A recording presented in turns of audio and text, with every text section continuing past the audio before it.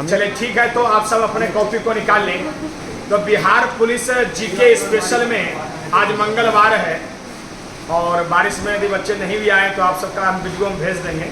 तो निश्चित तौर पर कल का जो कहानी प्रारंभ किए थे जीके के अंतर्गत मध्यकालीन भारत में गौरी के बाद जो हम सब जो शुरू किए थे दिल्ली सल्तनत में गुलाम वंश, तो कल गुलाम वंश के सभी लगभग महत्वपूर्ण प्रश्नों को लिखा चुके हैं, पढ़ा चुके हैं।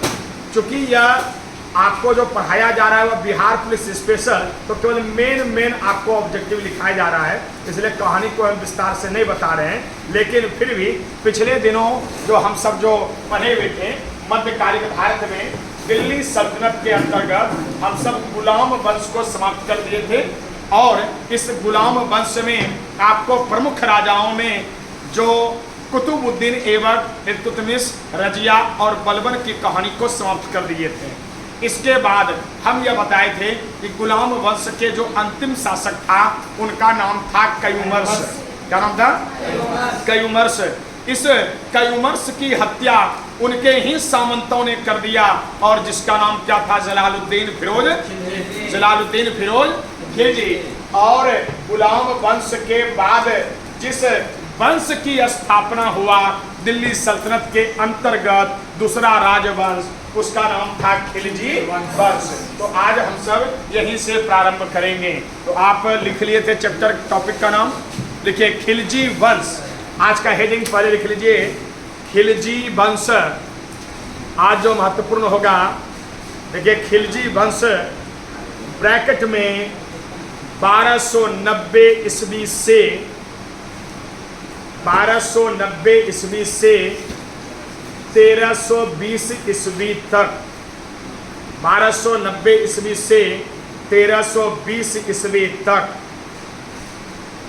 क्लियर हो गया?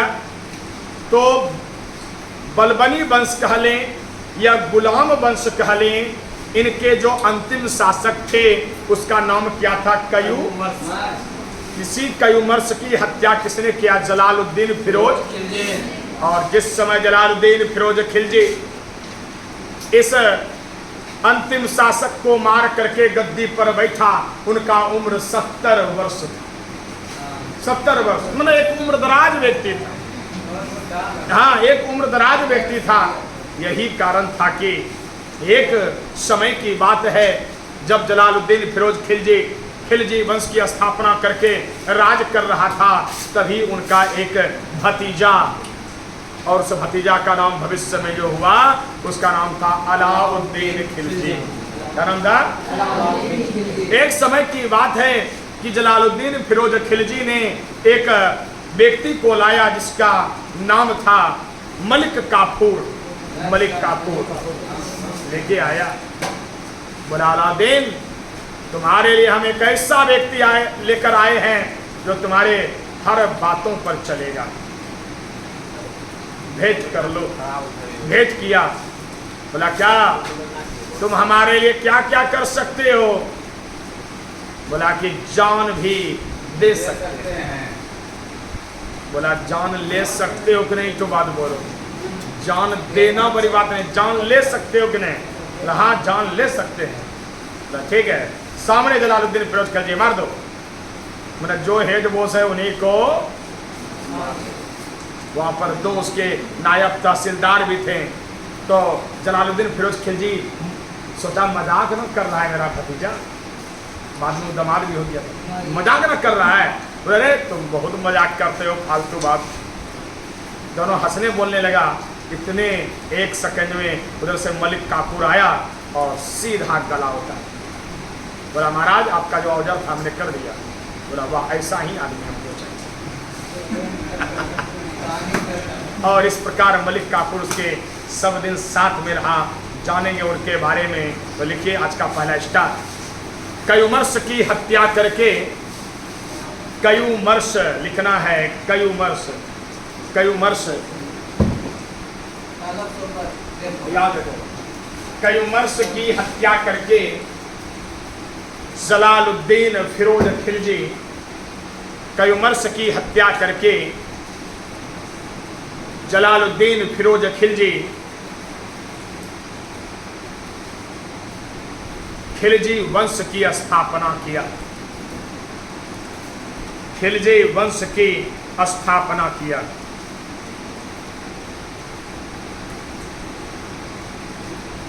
स्थापना किया। अगला स्टार, जलालुद्दीन फिरोज खिलजी। जलालुद्दीन फिरोज खिलजी के भतीजे और दामाद, भतीजे और दामाद अलाउद्दीन खिलजी ने 1296 ईस्वी में 1296 ईस्वी में इलाहाबाद, करामानिकपुर जगह था, इलाहाबाद में फिरोज खिलजी की हत्या करके, फिरोज खिलजी की हत्या करके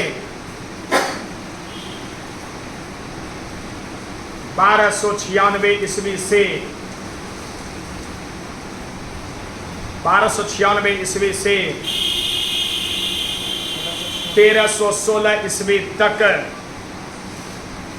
1316 ईस्वी तक शासन किया।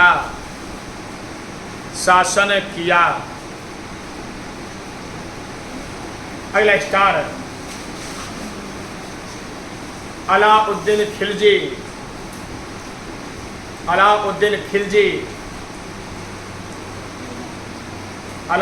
खिलजी के बचपन का नाम,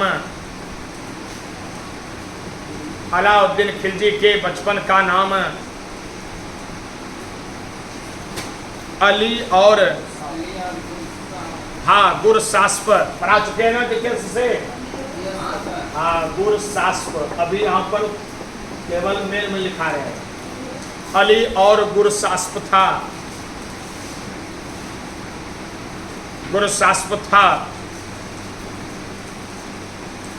ठीक है। बिहार पुलिस में 2 क्वेश्चन अलाउद्दीन खिलजी से पूछेगा, समझ लो। फाइबर निकाल दिया है ना? हाँ, ये ठीक है। स्टील भी है, एकदम इनका जरूरी है सब बैच में। ये रहता भी है तो जैसे गुस्सा चढ़ा जाके 2-3 ठो में दे दिए ना, इधर गुस्सा चढ़ जाता है तो 37 रहना पड़ता है, किए जाएगा हाथ से मारते हम ही चोट लग जाता है। ये रहता है तो 2-3 ठो मार दिए, पूरा बैच 1 घंटा के लिए शांत रहता है। हाँ, समझिए। अलाउद्दीन खिलजी जब गद्दी पर बैठे दिल्ली सल्तनत का, तो उन्होंने एक बुराई देखा। क्या बुराई देखा? कि सेना जो अकबर के बाद में हम बताएंगे मनसबदारी जो बाद में अकबर ने किया, उसी तरह मिलता जुलता काम अलाउद्दीन खिलजी ने किया। अलाउद्दीन खिलजी ने क्या काम किया कि सैनिक की भर्ती में जो भेदभाव था, भ्रष्टाचार था, उनको दूर किया और सेना को नगद वेतन देना शुरू किया। सेना को नगद वेतन देना शुरू किया। आज जो आर्मी आप देखते हैं कि अरे चलो ना आर्मी के कैंप में सस्ता दे देगा, उनका दुकान को क्या बोलते हैं? कैंटीन। ये कैंटीन की व्यवस्था, आर्मी को कम टैक्स वाला, बिना ठगने वाला सामान सस्ता मिलता है ना, ये अलाउद्दीन खिलजी ने ही किया। और उसके लिए नियम लगा दिया कि जो सामान जो बेचेगा साहूकार बनिया, वह अपने सामान का लिस्ट टांग देगा। क्या सामान, कितना केजी, कितना रेट वगैरह, चाहे वह बच्चा लेने जाए चाहे बड़ा लेने जाए, कोई ठग सकता नहीं है। उसके जांच के लिए पदाधिकारी नियुक्त कर दिया, उसके बारे में बताएंगे। और नियम कर दिया कि भैया कम नापोगे हमको उससे कोई दिक्कत नहीं है, लेकिन जितना कम नापोगे बस उतना बॉडी से तुम्हारा मांस काट के निकालेंगे, उतने वजन का। अब नापो तुम कितना कम नापोगे। तो इन्होंने बाजार नियंत्रण प्रणाली जो लागू किया, यही सबसे ज़्यादा क्वेश्चन बनता है। तो लिखिए रजिस्ट्रार, अलाउद्दीन खिलजी ने बाजार नियंत्रण प्रणाली को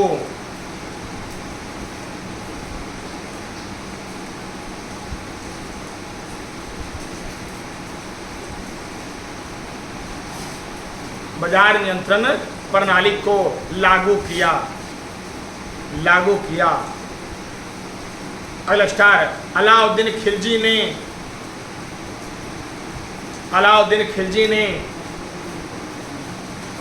अस्थाई सेना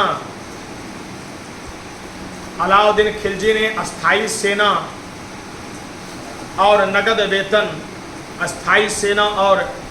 वेतन देना शुरू किया। क्या देखा? सेना के भर्ती में बड़ा भ्रष्टाचार था। जनरल पैदल सैनिक को थोड़ा कम वेतन, घोड़ा वाला ज्यादा वेतन, घुड़सवार सेना। तो मान के चलो इस हॉल में भर्ती चल रही है, तुम आए, कौन सेना में भर्ती करने आए हो जी? पैदल सेना। ठीक है, दौड़ा उठक बैठक किया, नाम पता लिखा, हो गया, जाओ। लेकिन घुड़सवार सेना को थोड़ा ज्यादा वेतन था। तो तुम्हारे गांव से तुम 2 आदमी आया घोड़ा लेकर और सेना बनने के लिए 10 आ गया। है भैया आप जाइए ना, घुड़सवार में भर्ती होके गया, हाँ जी, दौड़ गया, और तुम्हारा ये घोड़ा है, ठीक है, इसको दौड़ा देख लिया, दौड़ा करके अच्छा है, चलो बहुत अच्छा, तो यही तुम्हारा घोड़ा है, तुम्हें लिख लिया नाम पता, ठीक है, जाओ। उसके बाद वहाँ बाउंड्री के बाहर में है भैया भर्ती होके आ गए, हाँ आ गए, थोड़ा सा हमको घोड़ा दीजिए ना, हम भी भर्ती होने जाएंगे। थोड़ा देर के बाद उसी का घोड़ा ले लिया, गया, हाँ जी नाम, हाँ घुड़सवार से नाम भर्ती होने आए हो, हाँ घोड़ा दिखाओ, यही है सर मेरा घोड़ा। पता चला घोड़ा 2 था, भर्ती 10 हो गया। अब युद्ध शुरू होने वाला है। महाराज के लिस्ट में है 2 लाख घुड़सवार और 5 लाख पैदल। ऐलान हुआ सारे सैनिक जमा हो जाएं। पता चला 20,000 जो है घोड़ा लेके जमा गया और 1,80,000 डायरेक्ट पे पहुँच गया। अरे तुम सब घुड़सवार सेना हो, घोड़ा क्या हुआ? घोड़ा बीमार है, घोड़ा का गोर में घाव हो गया है, घोड़ा का मुंह में भजा हो गया है। हाँ, तो मतलब कि घोड़ा बीमार है तो घोड़ी गर्भवती है, बहुत मतलब ऐसा ही होता था, बहाना 100 लाता था। तो कुल मिला करके जो है राजा का योजना फेल हो जाता है। तो इन्होंने क्या किया कि अब तुम आओ, हाँ जी तुम बताओ, तुम्हारे घोड़ा है, तुम्हारा नाम, रंग वरण, घोड़ा का रंग वरण हुलिया लिख लिया, यही घोड़ा है, चलो इधर लाओ। घोड़ा लाया केबिन में, और वहाँ पर एकदम आग में तप रहा है, और आग में जैसे तप रहा है लोहा का एकदम अलाउद्दीन खिलजी का मार्कर, मतलब मार्का जिसको बोलते हैं, ग्रेज मार्किंग, मोहर तप रहा है। जैसे घोड़ा इधर आया, पीठ में एकदम सटा दिया, थोड़ा देर तक पूरा खल्लर उदार कर दिया, देखो दाग हो गया। अब तुम बाउंड्री के बाहर गए, अब वही घोड़ा लेके जब बाचांस आ गया जिसमें भी दाग मारा है, तो फांसी पर चढ़ा देखा वही। तो ये धरती में भ्रष्टाचार दूर किया कि नहीं? तो स्टार अलाउद्दीन खिलजी सेना भर्ती करने के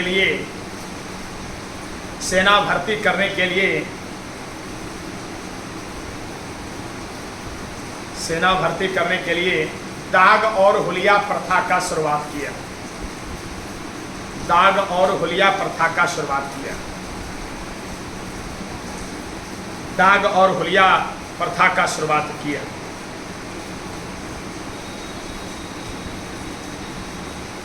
अगला स्टार, अलाउद्दीन ने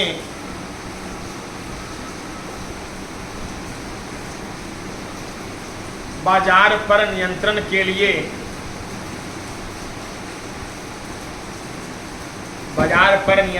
लिए मुहतसिब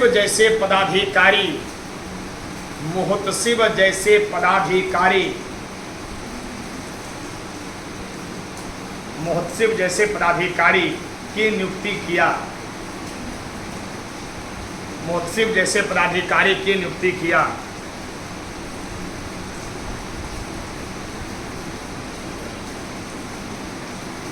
जेपीएससी में एक क्वेश्चन पूछ लिया है, अलाउद्दीन खिलजी वही शासक है जो दिल्ली सल्तनत में सबसे ज्यादा टैक्स वसूला है, 1/2, मतलब परसेंटेज 50। 1 कुंटल गेहूं उत्पादन हुआ, 50 किलो हमारा राजा का हो, 50 किलो में बीबी बच्चा खाद बीज करैक्टर करते रहो। बल्कि अलस्टार दिल्ली सल्तनत में सबसे अधिक दिल्ली सल्तनत में सबसे अधिक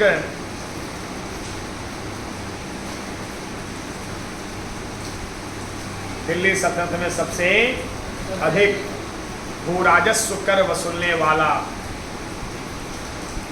भू राजस्व कर वसूलने वाला 1/2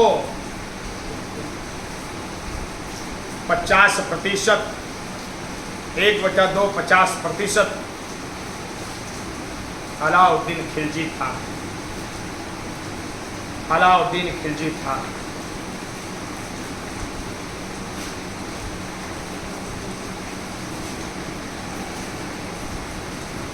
शुरुआती में सुनाए मलिक काफूर के बारे में। मलिक काफूर ने इसको मदद किया, सहयोग किया, बहुत विशाल युद्ध, वो भी एक युद्ध था। उसको 1000 दिनारी कहा जाता है क्योंकि उसको 1000 दिनार में खरीदा गया था।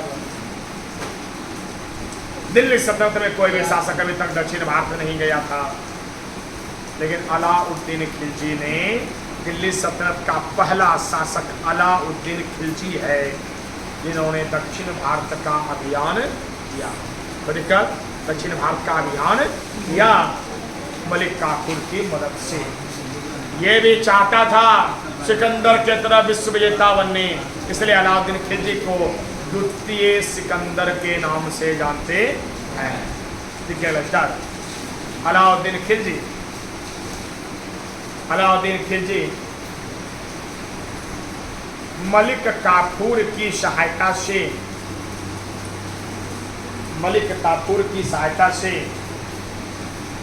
दक्षिण भारत का अभियान किया। मलिक काफूर की सहायता से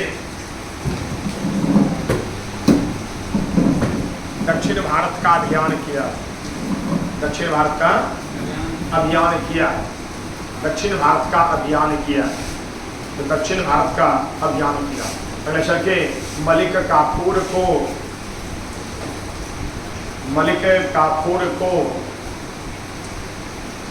1000 दिनारी मलिक काफूर को 1000 दिनारी कहा जाता है।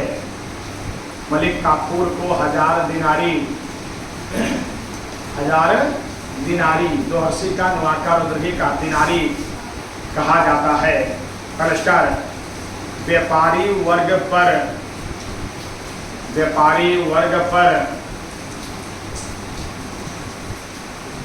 नियंत्रण स्थापित व्यापारी वर्ग पर नियंत्रण स्थापित करने के लिए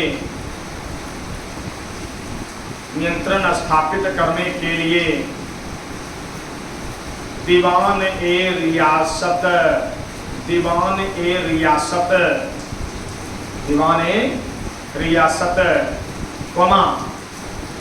बाजार का अधीक्षक सहना ए मंडी बाजार का अधीक्षक सहना ए मंडी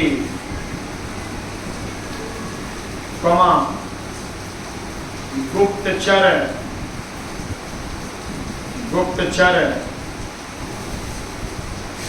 बरीद जैसे पदाधिकारी की नियुक्ति किया।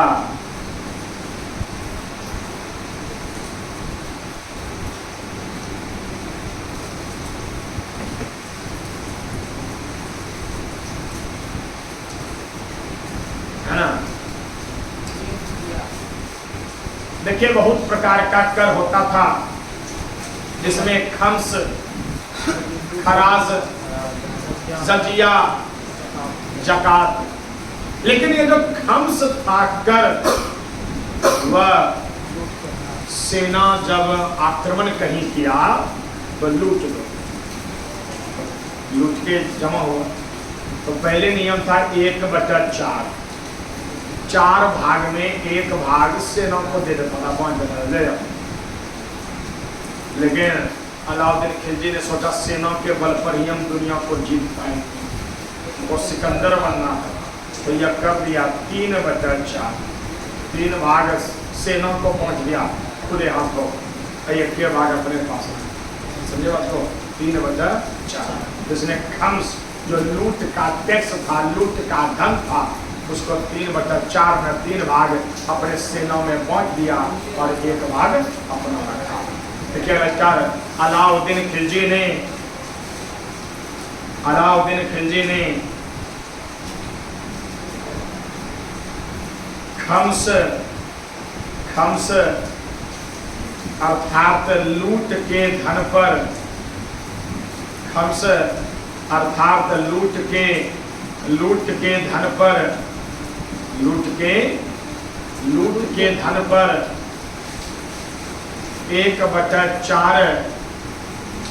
1/4 भाग से बढ़ाकर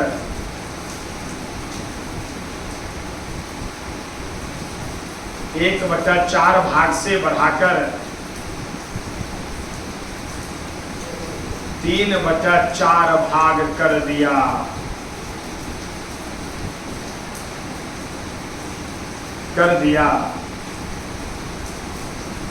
पहला स्टार अलाउद्दीन खिलजी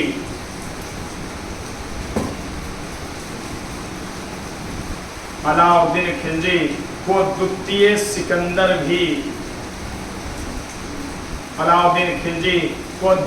सिकंदर भी कहा जाता है।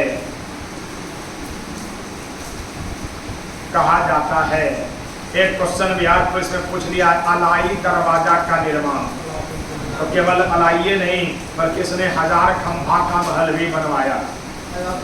हाँ, 1000 खंभा उस मंदिर महल में था। तो लिखिए अलाउद्दीन खिलजी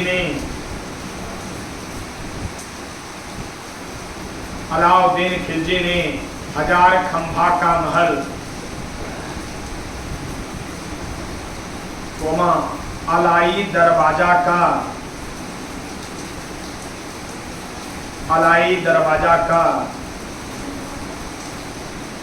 निर्माण करवाया।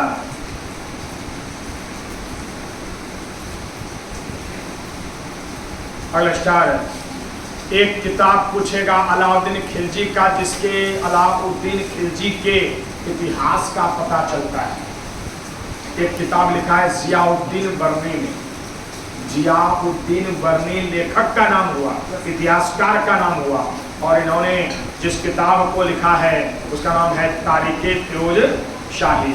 उसमें अलाउद्दीन खिलजी के आर्थिक नीति के बारे में पता चलता है कि कैसे वह बाजार नियंत्रण किया, कैसे वह सेना को अस्थायी रखा, जैसे खम्स, खराज, जजिया, जकात, टैक्स को लागू किया, दीवाने रियासत, वरीद, गुप्तचर, महोत्सव जैसे पदाधिकारी की नियुक्ति किस उद्देश्य से किया, ये सारी जानकारी इसी से मिलता है। देखिए स्टार जियाउद्दीन बर्नी द्वारा लिखित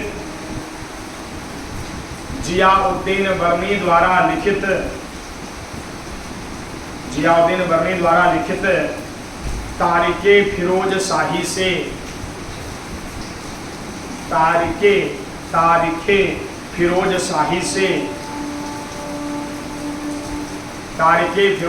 से अलाउद्दीन के इतिहास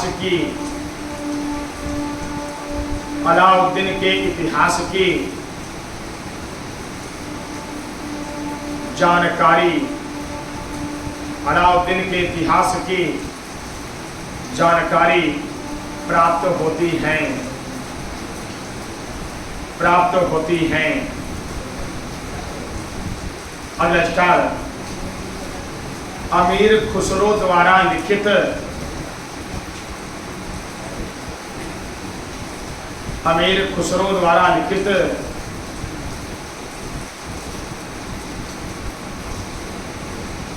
खजाइनुल खोजवाकाई खजाइनुल खजानुल फतह से अलाउद्दीन खिलजी की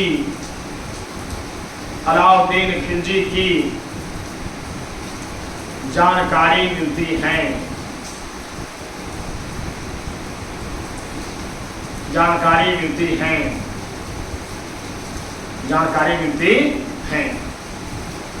उसके बाद इस खिलजी वंश में कोई जानदार राजा नहीं हुआ। एक राजा था मुबारक खिलजी, महापागल व्यक्ति था, वस्त्रहीन होकर के दरबार में दौड़ता था।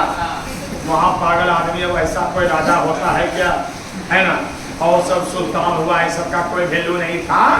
क्वेश्चन बिहार पुलिस में यही पूछेगा जो लिखा दिए। और खिलजी वंश के बाद जो वहां पर अगला वंश हुआ उसका क्या नाम है, तुगलक वंश। लिखे खिलजी वंश के बाद तुगलक वंश, खिलजी वंश के बाद तुगलक वंश 1320 ईस्वी से 1412 ईस्वी तक, 1320 ईस्वी से पता है, आगे पीछे तो जोड़ लेगा तो ठीक है, 14 तक कर लो, है ना। ईस्वी तक शासन किया। अरे नसरुद्दीन महमूद साहब बारे में मर गया था, उसके बाद 1-2 साल खाली रहा। शासन किया। लेकिन इस तुगलक वंश की स्थापना करने वाला जो व्यक्ति है उसका नाम है गयासुद्दीन तुगलक। गयासुद्दीन तुगलक ने ऐसा क्या किया जो और कोई सुल्तान ने नहीं किया, बताओ। गयासुद्दीन तुगलक ने ऐसा क्या किया जो पहली बार ऐसा किया, पहले ऐसा कोई नहीं किया। उधर डीपली बात हो गया, तो हम पिछले बार देखा है। तत्काल बिहार पुलिस में यही समझना है कि नहरों का जो निर्माण हुआ, कुआं का, बाबरी का, प्राचीन काल में जैसे राजा अशोक करता था, मध्यकाल में और कोई राजा ध्यान इस पर नहीं देता। लेकिन नहरों का निर्माण, बगीचों का, बागवानी, खेती, ये सब जो शुरुआत किया वह किसने किया है, गयासुद्दीन तुगलक ने किया है। देखिए लस्टर, देखिए गयासुद्दीन तुगलक ने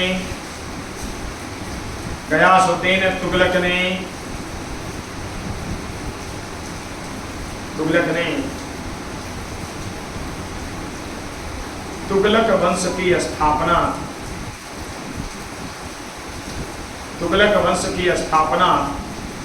खुसरो खां को पराजित करके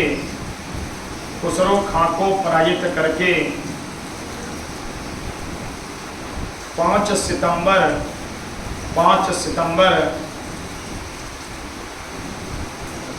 1320 ईस्वी को किया।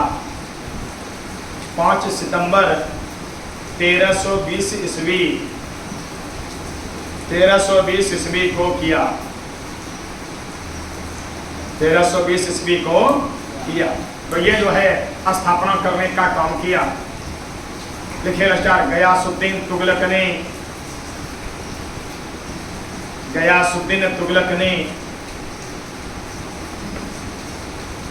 29 बार, गयासुद्दीन तुगलक ने 29 बार, हाँ 29 बार मंगोलों के आक्रमण को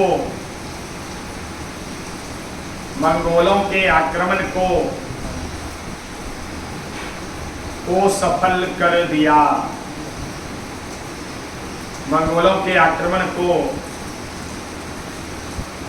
सफल कर दिया। स्टार गयासुद्दीन ने अपने राज्यों में कुआं और नहर का निर्माण किया।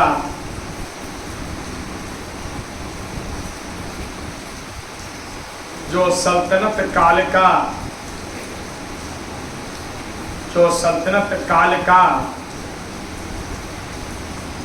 सर्वप्रथम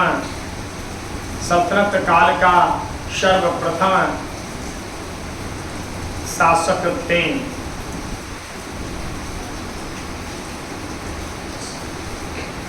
थे। एक सूफी संत भक्ति आंदोलन और सूफी आंदोलन में पढ़ाएंगे मध्यकालीन भाव। सूफी संत का कहना क्या था कि अल्लाह को तुम कैसे पा सकते हो?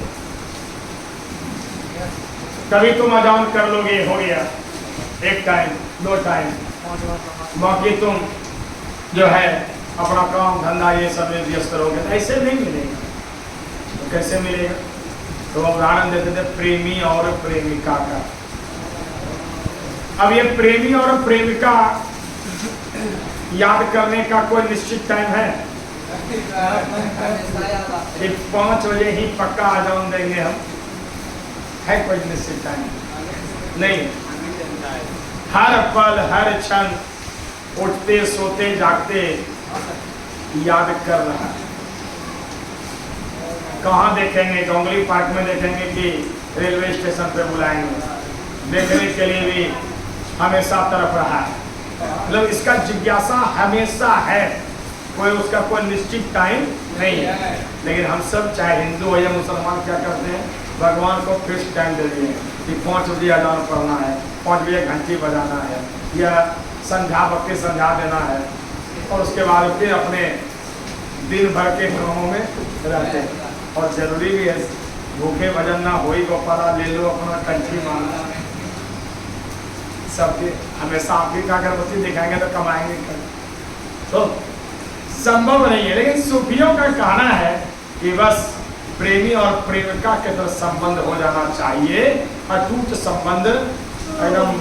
तो उससे क्या होगा? अल्लाह मिलेगा। और उसी में एक व्यक्ति थे निजामुद्दीन औलिया। निजामुद्दीन औलिया सूफी संत था। गयासुद्दीन तुगलक से नहीं बनता था। सूफी संत कुछ और कहे, गयासुद्दीन तुगलक कुछ और कहे।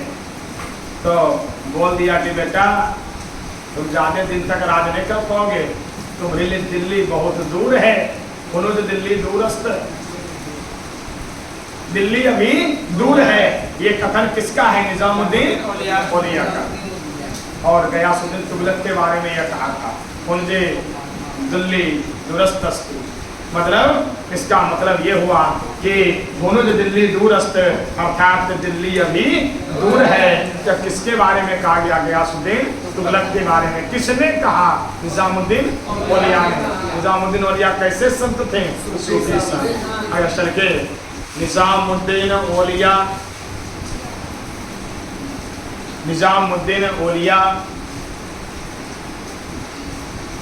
ने गयासुद्दीन तुगलक को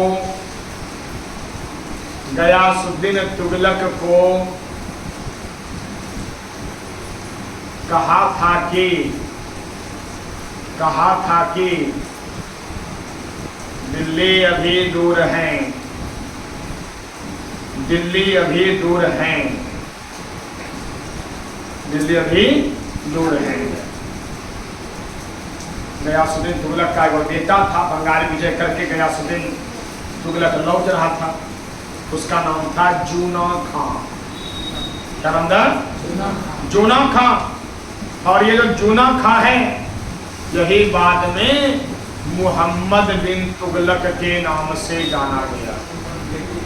MBT, मोहम्मद बिन तुगलक, MBT, मोहम्मद बिन तुगलक। बंगाल विजय के दौरान जब गयासुद्दीन तुगलक लौट रहा था, वह बीमार पड़ गया गयासुद्दीन तुगलक। तो अपना बेटा जूना खां को ही बोला तुम उत्तराधिकारी बन जाओ, गद्दी संभाल लो। तो इन्होंने ही गद्दी संभाला था। और यही जूना खां बाद में कराया मोहम्मद बिन तुगलक। ये मोहम्मद बिन तुगलक सबसे ज्यादा पढ़े लिखे विद्वान दिल्ली सल्तनत का राजा। गद्दी पर बैठा तो देखा कि इकोनॉमी थोड़ा डिप्रेशन में चला गया है, अर्थव्यवस्था कमजोर है। तो सोचा कि कुछ योजना लागू करेंगे। तो अपने जीवन में इन्होंने 4 योजना लागू किया, बहुत अच्छा योजना, सक्सेसफुल लेकिन नहीं हुआ। पढ़ा लिखा विद्वान व्यक्ति था, जब भी कोई संकट होता था लाइब्रेरी में बैठकर पढ़ने लगता था आगे क्या करना चाहिए, पहले के राजा ने क्या किया, हमको क्या करना चाहिए। अंतरिम मंत्री से सलाह लिया, योजना लागू कर दिया, अच्छा काम, लेकिन योजना एक भी सक्सेस नहीं है। इसलिए इनको पागल शासक कहते हैं, पागल बादशाह। जो मन में हुआ वही योजना लागू किया, सन की बादशाह, जो काम किया उसमें कुछ न कुछ लोग मरबे किया, इसलिए इसको कहते रक्त पिपासु। कोई काम करने से पहले किताब पढ़ता था, इसलिए इसको कहा गया विद्वान शासक, मतलब विरोधाभास गुणों का मिश्रण। इनको कहा गया है मोहम्मद बिन तुगलक को, पागल भी, विद्वान भी, होशियार भी, रक्त पिपासु भी, सब कुछ कहा दिया गया। क्या हुआ, 4 योजना लागू किया, जो अनसक्सेस हुआ। वो पूछता है परीक्षा में, देखिए अरस्टार, गयासुद्दीन तुगलक का पुत्र,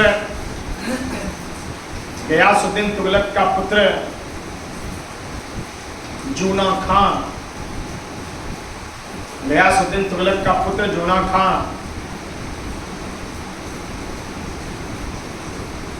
मोहम्मद बिन तुगलक के नाम से, मोहम्मद बिन तुगलक के नाम से, मोहम्मद बिन तुगलक के नाम से गद्दी पर बैठा, गद्दी पर बैठा अरस्टार, MBT 1325 ईस्वी से, MBT 1325 ईस्वी से 1351 ईस्वी तक, 1351 ईस्वी तक शासन किया, 1351 ईस्वी तक शासन किया।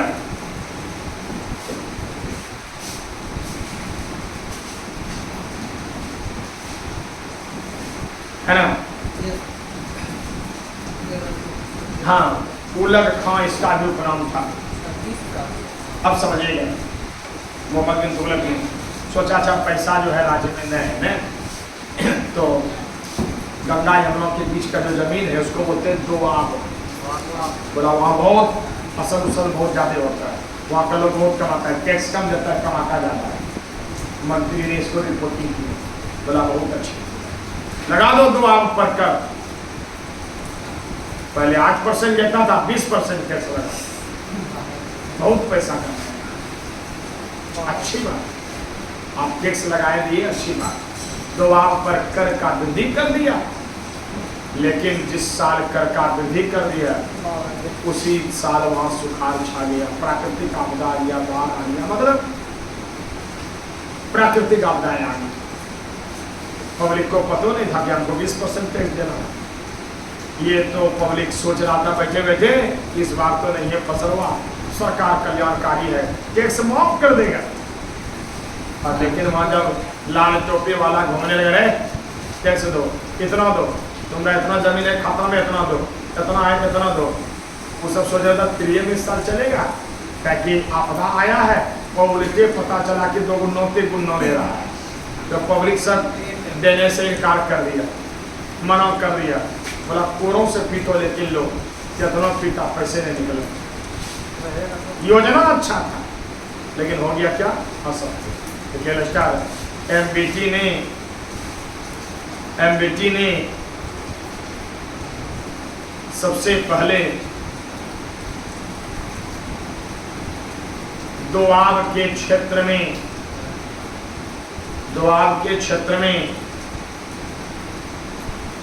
1326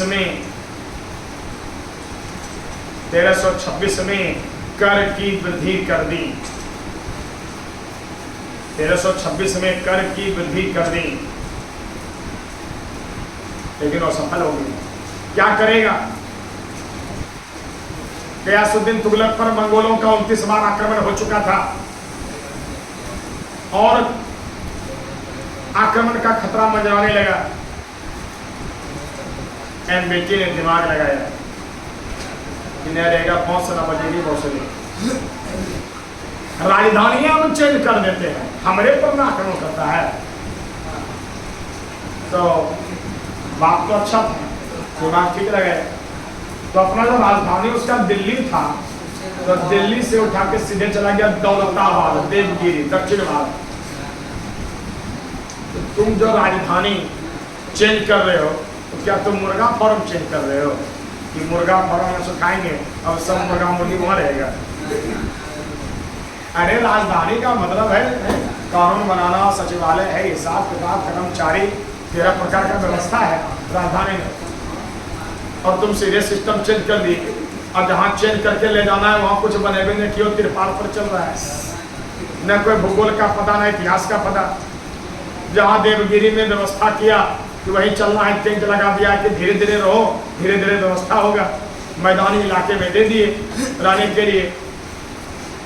ये सब बोला पब्लिक रहो, दिल्ली से क्या जाएगा दौलताबाद उतना दूर। बोला नहीं जाओगे, जो यहाँ रह गया सीधे स्वर्ग लोग ही जाएंगे। अब राजा को डर दिया तो जाने पड़ेगा। सब बकरी, गाय, भैंस, पारा पारी लेकर निकल गए, मुर्गा मुर्गी लेके सब। पूरा आदमी जा रहा दिल्ली से दौलताबाद निकला था फुल गर्मी के मौसम में। वहाँ जाते जाते बरसात का मौसम हो गया। अब भूगोल इतिहास का पते नहीं, जहाँ टेंट लगवाया है वहीं रुकना है। पता चला 2 दिन में घनघोर बारिश दिया, नदी का पानी हुआ, सब हेलवा हेल हो गया। आदमी उदमी मरने लगा, हेलवा हेल हो गया स्थिति। जो मरा वही, कोई व्यवस्था नाम का चीज नहीं। सामान वामान सरने लगा, गाय बकरी हेल गई, महामारी फैल गया, लोग सब मरने लगा। बोला वो रुक ही नहीं रहा, मरते जा, व्यवस्था नहीं हो रहा है, वर्षा किचकिच हो रहा है, गलत डिसीजन। ऐसा करो सब चलो पुनः दिल्ली। फिर टेंट लगा के चला दिल्ली। इतिहासकार का कहना है कि दिल्ली से दौलताबाद और दौलताबाद से दिल्ली जाने में फायदा तो पब्लिक को और राजा को विशेष कुछ नहीं हुआ, लेकिन बूढ़ा बूढ़ी सबका क्रियाक्रम रास्ते हो गया, सबका यात्रा पैदल होगी। तो ये भी योजना हो गया वो सफल। तो लिखे लश्कर, लिखे तुगलक ने दिल्ली से दौलताबाद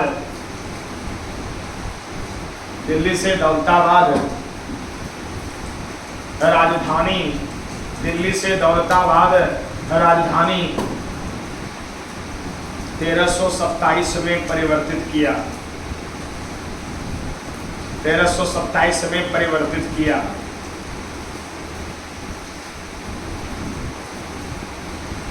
न कोई फायदा हुआ। बोला यार बहुत गरीबी चल रहा है, सब योजनाएं वो सफल हो रहा है, व्यापार वाणिज्य करने के लिए पैसा भी नहीं बचा है। किसी भी देश का आज भी गोल्ड कितना है उसी से उसका अमीरी पता चलता है, सोना। तो उस समय भी था। तो अलाउद्दीन ये एमबीटी को दिमाग में आया कि व्यापार देश विदेश से करने के लिए सोना चाहिए। सोना तो है ही नहीं है। तो बोला कि सोना नहीं है, पूरे पब्लिक के पास सोना है।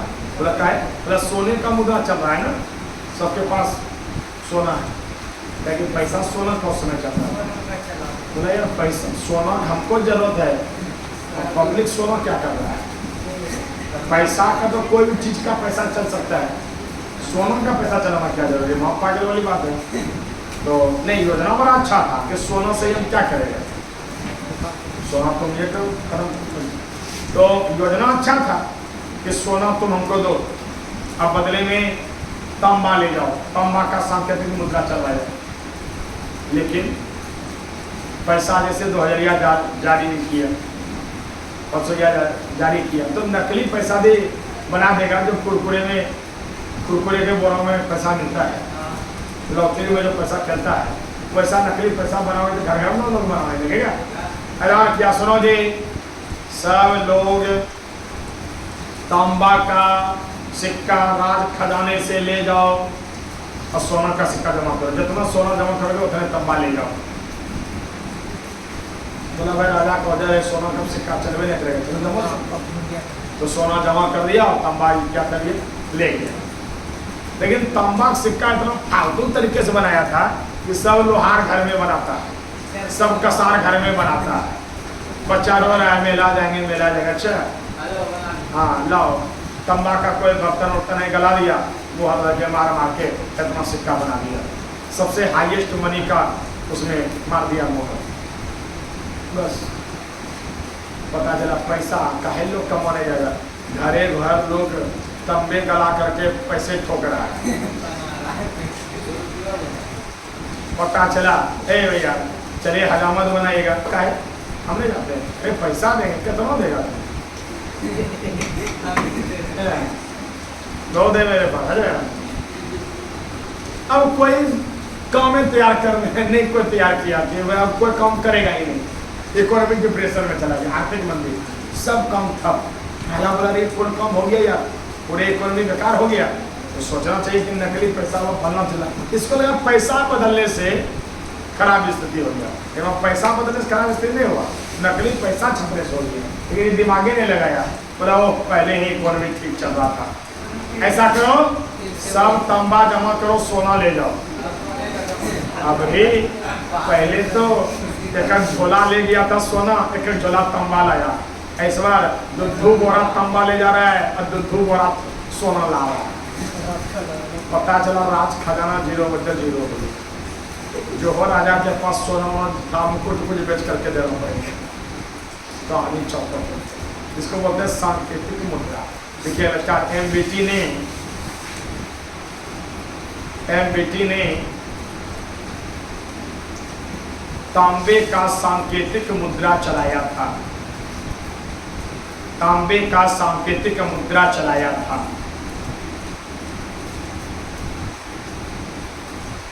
तांबे का सांकेतिक मुद्रा चलाया था। ब्रैकेट में 1329 ये वो फेल हो गया योजना। राजा क्या करे ना करे, लंबे वर्ष के बाद किताब जब पढ़ा तो उसको ज्ञान मिला कि जब जब कोई दिक्कत होता है राजा को ज्यादा पैसा का जरूरत, तो शॉर्टकट अमीर बनने का एक तरीका है। क्या? दूसरे देश पर आक्रमण करो, दूसरे राज्य पर आक्रमण करो और घर के लूट के ला दो पैसा। ये योजना सक्सेस है। तुरंत ऐलान किया, सेना की भर्ती शुरू 50% एडवांस के साथ। क्या कि राजा पर किसी को विश्वास रहा नहीं था, अरे विश्वास करो 50% एडवांस लो, कर्जा उर्जा अलग अलग जगह से ले करके सेना का भर्ती कर दी। योजना अच्छा, जगह गलत चुन लिए। आक्रमण करोगे तो अपने से कमजोर आदमी पर करोगे ना, योजना की अपने से बरियार आदमी पर। तो इन्होंने खुरासान अभियान कराचिल कुमायूं पहाड़ी पर वाला आक्रमण कर दिया। बस चाइना की तरफ हम अटैक करेंगे। यहाँ से निकला था गर्मी में सेना लेते हाफ पैंट पर। अब वहाँ जाते जाते पहाड़ी इलाके बर्फीला इलाका में उधर जब गया तो एकदम ठंडी पड़ रहा है, मतलब पैदल जा रहा है सेना, 1-2 महीना 3 महीना लग रहा है, मौसम चेंज हो गया, खाली बर्फबारी गिर रहा है, सब सेना हाफ पैंट हाफ कमीज पर गया है। अब वहाँ धर के एकदम ठंडी में जो है उसका हालत खराब, शरीर बर्फ मरने लगा, ट्रीटमेंट नहीं, महामारी फैल गया। और उधर बोला चलते रहो, अब आ ही गए हैं। पता चला ऐसा बीच जगह में चला गया, न लौटने में मर रहा है न उधर जाने में मर रहा है। और उधर राजा को पता चल गया, अच्छा हमारे पर आक्रमण। रसद पानी सब बंद करवा दिया, मतलब रपीट के मारो। ये सबके पास में रसद पानी सब, सेना बीमार, राजा प्लॉट छोड़ के भागने लगा, सेना भी तितर बितर हो गया, भागने लगा। कुल मिला के सारा अभियान चौपट हो गया। वहां से आया, राजा को दम रोक पकड़ लिया। एमबीटी का खतिया खड़ा हो गया, यो मर गई। जैसे मरा तो इतिहासकार का कहना है कि राजा को ऐसे खतरनाक, मतलब प्रजा को ऐसे खतरनाक राजा से, और राजा से प्रजा को छुटकारा मिल गया, ऐसा राजा था ये। देखिए रस्टार, एमबीटी ने खुरासान और कराचिल अभियान किया था।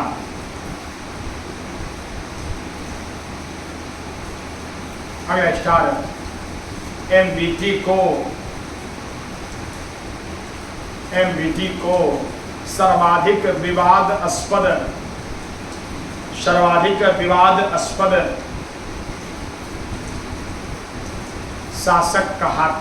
शासक कहा जाता है। विवादास्पद शासक कहा जाता है। अगला स्टार, एनबीटी को इतिहास में पागल, सनकी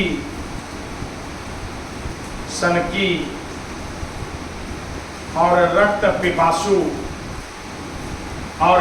पिपासु कहा जाता है। रक्त पिपासु कहा जाता है। अगला स्टार, एमबीटी को मुद्रा व्यवस्था का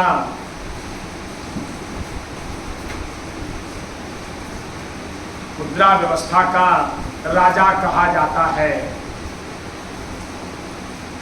मुद्रा व्यवस्था का राजा कहा जाता है।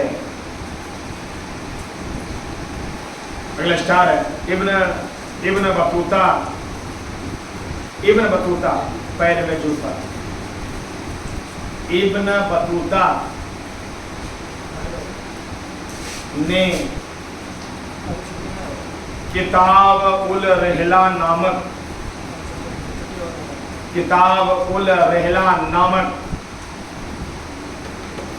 पुस्तक लिखा। किताब उल रहला नामक पुस्तक लिखा। अगला स्टार, एमबीटी ने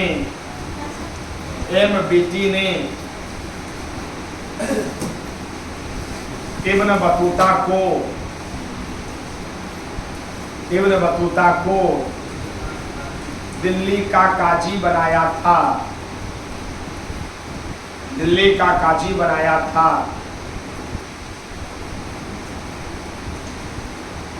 अगला स्टार, इब्न बतूता अफ्रीकी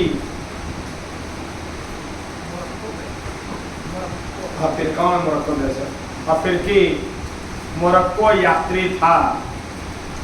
अफ्रीका में देश का नाम है मोरक्को यात्री था।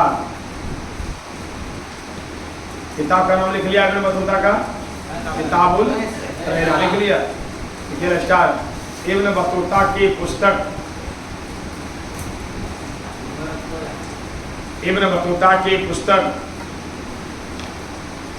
किताब उल रहला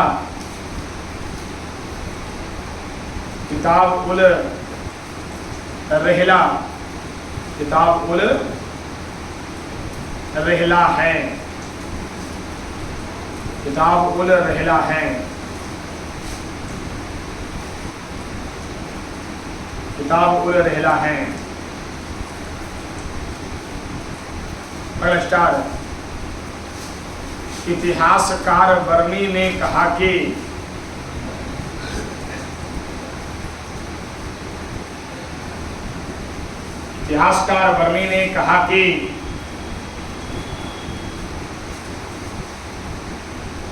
अंततः राजा को प्रजा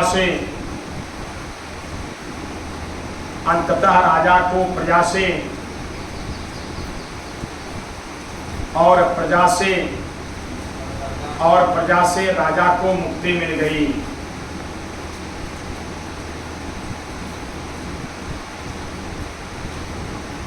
मुक्ति मिल गई।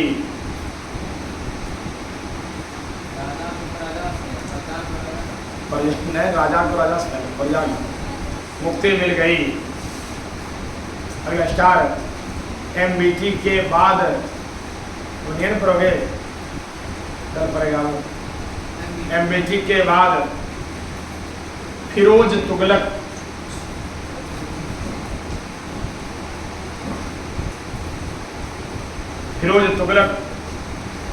गद्दी पर बैठा। फिरोज तुगलक गद्दी पर बैठा। पहले स्टार फिरोज तुगलक ने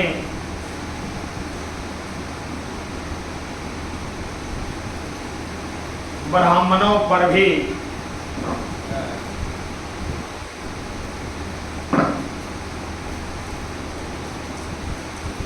जजिया कर लगाया था। जजिया कर लगाया था। स्टार फिरोज शाह तुगलक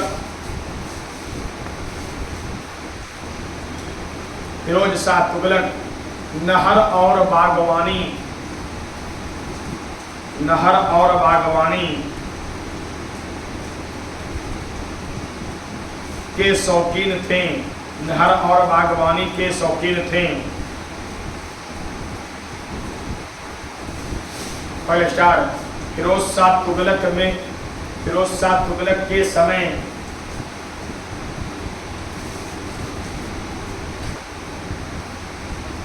सबसे अधिक दास और गुलाम था। फिरोज शाह तुगलक के समय सबसे अधिक दास और गुलाम था।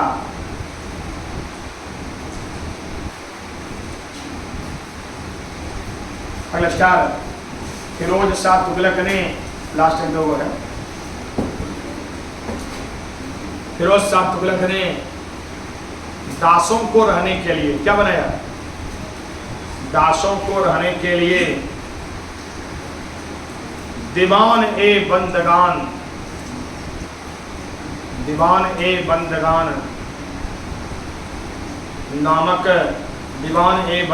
नामक